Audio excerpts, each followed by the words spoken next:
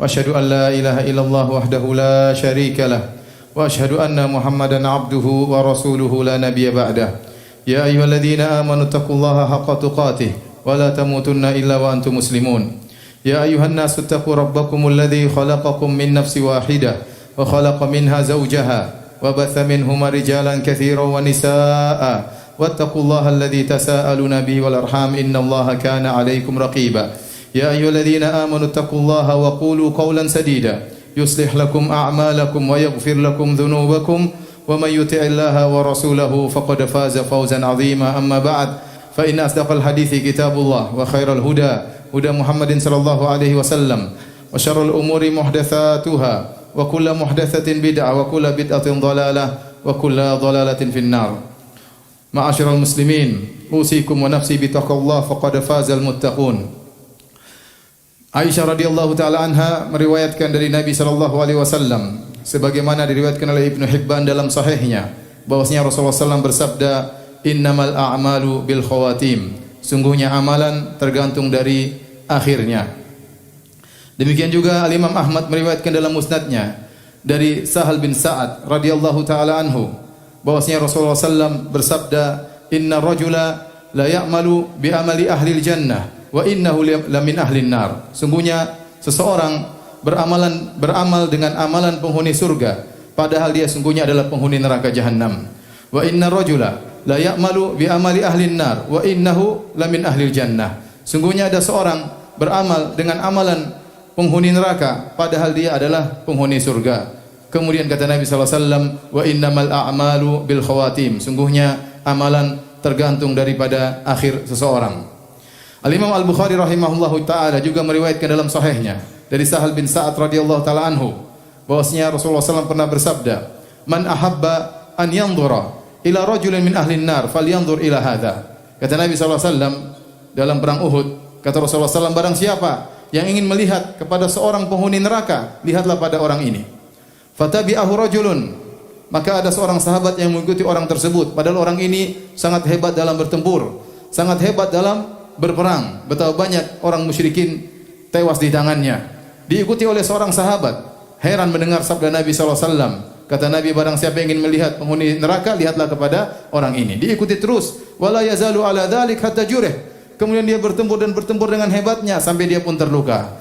Ternyata tatkala dia terluka, dia tidak kuasa untuk menahan rasa sakitnya, maka dia pun menegakkan pedangnya, lantas dia menindihkan dadanya sehingga kemudian pedang tersebut tembus di belakangnya, maka dia pun mati dengan mati bunuh diri. Maka kemudian Nabi sallallahu alaihi wasallam bersabda, "Innar rajula la ya'malu bi amali ahli jannah fima yabdu lin-nas wa huwa min ahli nar." Sungguhnya seorang mengamalkan amalan penghuni surga menurut pandangan manusia, menurut yang nampak bagi manusia, tapi sungguhnya dia adalah penghuni neraka jahanam. Kemudian kata Nabi sallallahu alaihi wasallam, "Wa innamal a'malu bil khawatim." Sungguhnya amalan tergantung daripada akhirnya. Para hadirin yang dirahmati oleh Allah Subhanahu wa taala, hadis-hadis ini mengingatkan kepada kita agar kita tidak bangga dengan apa yang telah kita lakukan, dengan amal soleh yang kita lakukan, dengan tilawah kita, dengan sedekah kita, dengan bacaan Quran kita, dengan salat kita, ya, dengan amalan soleh yang kita lakukan, karena kita tidak tahu bagaimana akhir kesudahan kita. Wa ma tadri nafsun bi ayyi ardin tamut, dan tidak satu jiwa pun tahu di bumi mana dia akan meninggal dunia. Sebagian ahli tafsir mengatakan dia tidak tahu bagaimana kondisi dia di bumi tersebut tatkala meninggal dunia. Apakah dalam kondisi baik ataukah dalam kondisi su'ul khatimah. Allah Subhanahu wa taala menggaibkan ini semua. Ini adalah rahasia Allah semata, tidak ada yang mengetahui kecuali hanya Allah Subhanahu wa taala tentang takdir seseorang, apakah dia penghuni surga ataukah dia penghuni neraka jahanam. Di antara hikmahnya kata para ulama agar seorang tidak merasa ujub dengan apa yang dia lakukan, tidak merasa bangga dengan apa yang dia lakukan karena dia tidak tahu bagaimana akhir hayatnya. Demikian juga kalau seorang mengetahui bahwasanya dia penghuni surga, maka dia pun akhirnya menjadi sombong, kemudian dia pun jadi malas beramal karena dia sudah tahu dia penghuni surga. Sebaliknya jika seorang sudah tahu bahwasanya dia di neraka jahanam, maka dia semakin kufur, semakin berbuat kezaliman karena dia tahu akhirnya akan masuk neraka jahanam. Tetapi tatkala perkara ini semua ditutup oleh Allah Subhanahu wa taala, tidak ada yang mengetahuinya, maka setiap hamba berhati-hati dengan amal saleh yang dia lakukan. Jangan ujub, jangan bangga dengan apa yang dia lakukan, dan jangan merendahkan orang lain.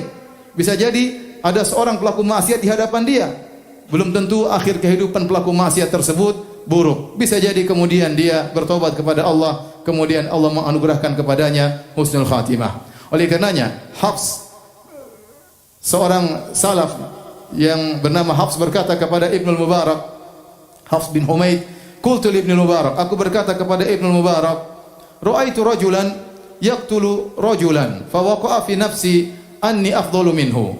Aku melihat ada seorang lelaki membunuh seorang lelaki yang lain.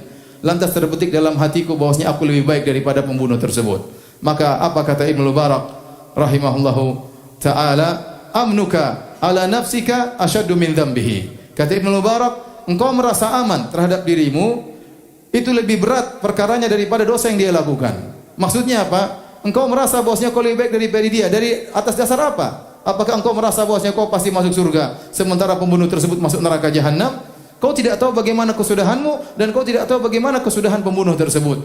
Bisa jadi engkau ditutup dengan keburukan dan bisa jadi pelaku maksiat tersebut ditutup dengan kebaikan. Oleh karena seorang bagaimanapun dia beramal saleh, hendaknya dia bertakwa kepada Allah Subhanahu wa taala dan menjaga amalnya dan terus memohon kepada Allah Subhanahu wa taala agar dianugerahkan oleh Allah Subhanahu wa taala dengan husnul khatimah. Kata Nabi sallallahu alaihi wasallam, "Idza aradallahu bi 'abdihi khairan ista'malahu qabla mautihi." Jika Allah menghendaki kebaikan bagi seorang hamba, Allah gunakan dia sebelum wafatnya dia. Maka para sahabat bertanya, "Kaifa yasta'miluhu ya Rasulullah?" Bagaimana Allah menggunakannya?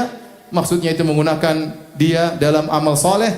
Kata Nabi sallallahu alaihi wasallam, "Yuwaffiquhu bi amalin saleh qabla mautihi ya thumma yaqbiduhu alaihi." Yaitu Allah membuat dia bermudah-mudah untuk melaksanakan amal saleh sebelum dia meninggal dunia, kemudian Allah mencabut nyawanya dalam kondisi husnul khatimah. Aqulu qouli hadza astaghfirullah li wa lakum wa lisairil muslimin min kulli dhanbin wa khati'ah fastaghfiruhu innahu huwal ghafurur rahim.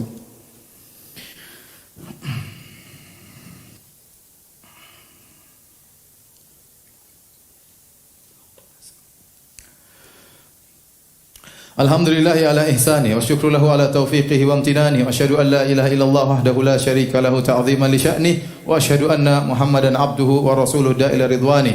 Allahumma salli alaihi wa ala alihi wa ashabi wa ikhwani. Hadirin yang dirahmati oleh Allah Subhanahu wa taala, di antara perkara yang sangat mempengaruhi seorang meraih husnul khatimah atau meraih su'ul khatimah, meninggal dalam kondisi baik atau meninggal dalam kondisi buruk, adalah masalah keikhlasan. Oleh karenanya Nabi SAW tatkala bersabda, "Innar rajula la ya'malu bi amali ahli jannah fi ma yabdu lin-nas wa huwa min ahli nar." Sungguhnya seorang benar-benar melakukan pekerjaan amal perbuatan penghuni surga, ternyata dia masuk neraka jahanam. Kenapa? Kata Nabi, "Fi ma yabdu lin-nas," menurut pandangan manusia. Artinya apa? Artinya dia tidak ikhlas tatkala beramal saleh. Ada penyakit dalam hatinya. Apakah dia riya, ingin dipuji? Apakah dia ingin disanjung, ingin dihormati, ya? Ataukah dia bangga dengan amal yang dia lakukan, atau dia merendahkan orang lain, dia mengejek amal perbuatan orang lain, dia menganggap remeh amal soleh orang lain, maka ini penyakit bisa membuat seorang akhirnya terjerumus dalam su'ul khatimah. Oleh karena seorang berusaha untuk senantiasa menjaga keikhlasan yang telah dia raih. Sungguh meraih keikhlasan adalah perkara yang berat dan menjaganya lebih berat pula. Oleh karenanya Allah memberikan pelajaran bagi kita tentang kisah para sahabat dalam perang Uhud, di mana keikhlasan mereka ya goyang tatkala di tengah-tengah pertempuran. Kata Allah Subhanahu wa taala, "Wa laqad sadaqakumullahu wa'dahu idh tahussunahum bi'idzni hatta idza fashiltum wa tanaza'tum fil amr wa asaitum min ba'di ma arakum ma tuhibbun minkum may yuridu dunya wa minkum may yuridul akhirah thumma sarafakum anhum liyabtaliyakum wa laqad afa ankum." Kata Allah Subhanahu wa taala, sungguh Allah telah memenuhi janjinya di awal perang Uhud tatkala kalian mengalahkan musuh-musuh dengan izin Allah Subhanahu wa taala, sampai kalian akhirnya tatkala kalian menjadi lemah, kalian bertikai di antara kalian. Kemudian kata Allah, "Wa asaitum min ba'di ma arakum ma tuhibbun." Lantas kalian bermaksiat setelah Allah menampakkan kepada kalian apa yang kalian kehendaki, yaitu Allah tampakkan ghanimah di hadapan mereka. Sehingga sebagian sahabat akhirnya turun dari pos pertahanan, lantas mengambil ghanimah-ghanimah tersebut. Mereka, keikhlasan mereka goyang tatkala nampak di hadapan mereka dunia. Maka kata Allah Subhanahu wa taala, "Minkum may yuridu dunya wa minkum may yuridul akhirah." Di antara kalian ada yang menghendaki dunia dan di antara kalian ada yang menghendaki akhirat.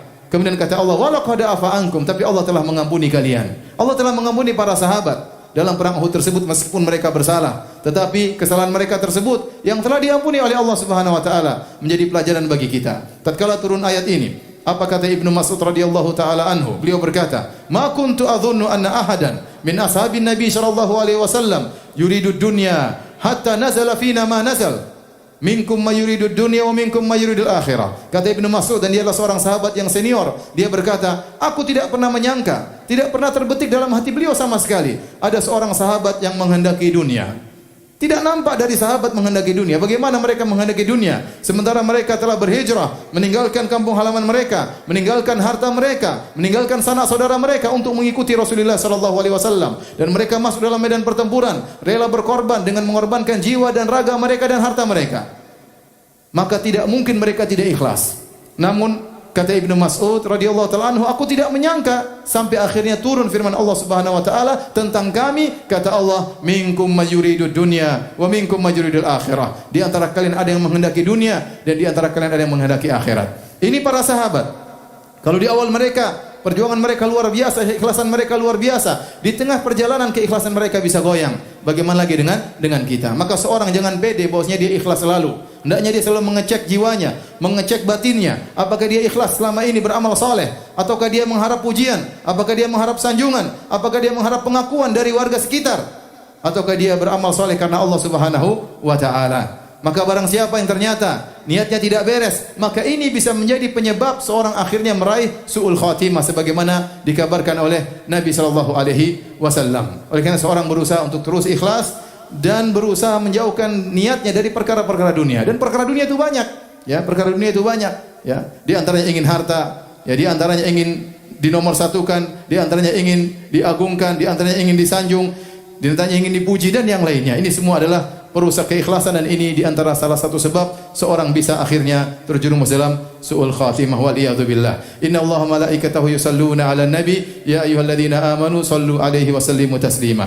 Allahumma salli 'ala Muhammad wa 'ala ali Muhammad kama sallaita 'ala Ibrahim wa 'ala ali Ibrahim innaka Hamidum Majid. Wa barik 'ala Muhammad wa 'ala ali Muhammad kama barakta 'ala Ibrahim wa 'ala ali Ibrahim innaka Hamidum Majid. Allahumma ighfiril muslimina wal muslimat wal mu'minina wal mu'minat al ahya'i minhum wal amwat innaka sami'un qaribun mujibud da'wat wa ya qadhiyal hajat. Allahumma ati nufusana taqwaha wa zakkiha anta khairu man zakkaha anta waliyuha maulaha. Rabbana zalamna anfusana wa illam taghfir lana wa tarhamna lanakunanna minal khasirin. Allahumma aslih lana dinana alladhi huwa ismatu amrina wa aslih lana dunyana allati fiha ma'ashuna wa aslih lana akhiratana allati ilaiha ma'aduna waj'al hayata ziyadatan lana fi kulli khair waj'al mauta rahatan lana min kulli syarr. Rabbana atina fid dunya hasanah wa fil akhirati hasanah wa qina adzaban nar wa aqimus shalah.